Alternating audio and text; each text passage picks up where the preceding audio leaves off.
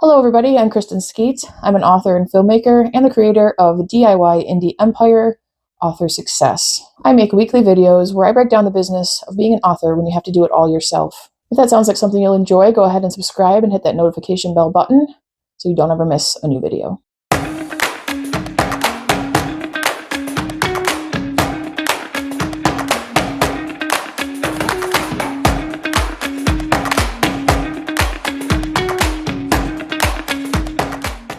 So 5 huge mistakes I made with the cover of my first book that absolutely killed sales for me. These are huge mistakes. These are mistakes you should never make with the book. They're mistakes I wish I could take back because for those of you who don't know, once you publish a book on Amazon, it's there forever. You can never take it down. You can set it to unpublish and it won't be available for sale, but it will always be there. It will always haunt you like my first book haunts me. I published this book back in 2012. I read an article one day and saw that Amazon had this platform where you could upload books that you were writing and become an author. And I wanted to do that. So I said, okay. And within that week, I had a book published. I did absolutely no research at all on publishing, on what should be in my book, nothing. I just wanted to say I was a published author, so I did it. And I was a published author, but I was not a very good published author. My family and friends who were kind enough to buy it bought the book. But since then, it has sat in oblivion on Amazon, completely invisible. I've actually taken it off publication. You can't get it anymore. It's no longer available because it sucks. And the first part of it that sucks is the cover. And I don't want you guys to make the same mistake. You can write a great book, and if the cover sucks, nobody's ever going to read it. That's just the reality of things. My first book was not good. So even if people had found it, if the cover had been enticing to them, and they clicked on it and they bought it and read it, they would not have been happy. That's why it's no longer available. I am planning on republishing that with a new cover that I'm going to do in a video here coming up soon. I'm going to redesign the entire cover. I'm not going to make the mistakes I made last time. And this is going to be a good book cover because I have learned from my mistakes. And you know what? The best way to success is to make mistakes. That's something I have learned myself across many different platforms. If you never make a mistake, you're probably not successful. Number one, I did absolutely no research on genres. The first book I published was a thriller.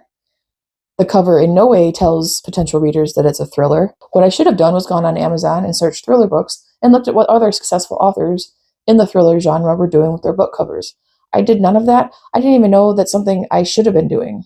I knew nothing. I knew absolutely nothing about publishing books when I published my first book. I just threw it up on Amazon and that's it.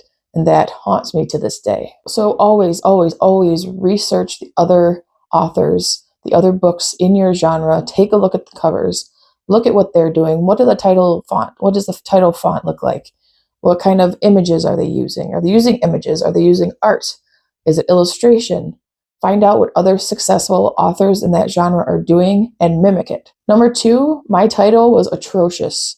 I will share the title of this and the cover coming up here soon in my next video. But for now, I'm going to keep you guessing on how bad it actually is. I've told you that it was a thriller book, but beyond that, I'm not going to give you any more clues until the next video, so stay tuned. Don't forget to subscribe so you don't miss that video. The title of this book was absolutely awful. It told you nothing about the genre of the book. It told you nothing about the book at all. If a reader who's scrolling Amazon can't tell from your cover what the genre is, and they can't even tell from the title what your genre is, they are certainly never going to even click on your book to read your book description to see if it's a book they want to read. My number 3 mistake that I made on my very first book cover was using Amazon KDP's cover templates. I'm sure there's a reason why you would use these. Actually, I don't know why you would use one of these. There's so many free apps and stuff now where you can make your own cover. Even if you have no money and no design skills, you can make your own cover. If you use Amazon's cover templates, your books are going to look a whole heck of a lot like a whole bunch of other books on Amazon, and that's not what you want. You want your book to stand out. You want it to stand out inside of the parameters of the genre you're writing in, but you want it to stand out. You don't want it to be just a generic cover from Amazon. The 4th mistake I made was using terrible, terrible, terrible cover art. I used a photo that I took myself. I didn't even take this photo with the thought that I would use it on my book. No, this was just a photo I took one day out on a hike. And I went through my camera and picked the photo and said, that'll work for my book cover. And this was back in 2012. That'll tell you the quality of this book cover image. It was grainy, it was blurry, it was low resolution. It didn't match the book genre at all. It, again, told you nothing about the book. So here's my very first book cover. The title tells you nothing about the genre. The image on the cover tells you nothing about the genre. I really kicked myself in the ass, tripped myself, trampled over myself, and made sure I would have absolutely no sales on my very first book because of these mistakes. And that haunts me to this day. Have I mentioned that? It haunts me to this day. Please, please, please do not make the same mistakes I did. The fifth mistake I made, and this is kind of a general overall mistake, but it also does fit in with the book cover mistakes, my book size. The book size of my very first book is 8.5 by 11. That's a regular sheet of paper, printer paper. That's how big my first book was. And it's a novel. It's a fiction novel. Please, please, please use 5 by 8, 5.5 by 8, 6 by 9. Use these that are generally used for fiction books. Do not do what I did and use 8.5 by 11. That was the first version of my first book. That was the first mistake I caught that was very bad.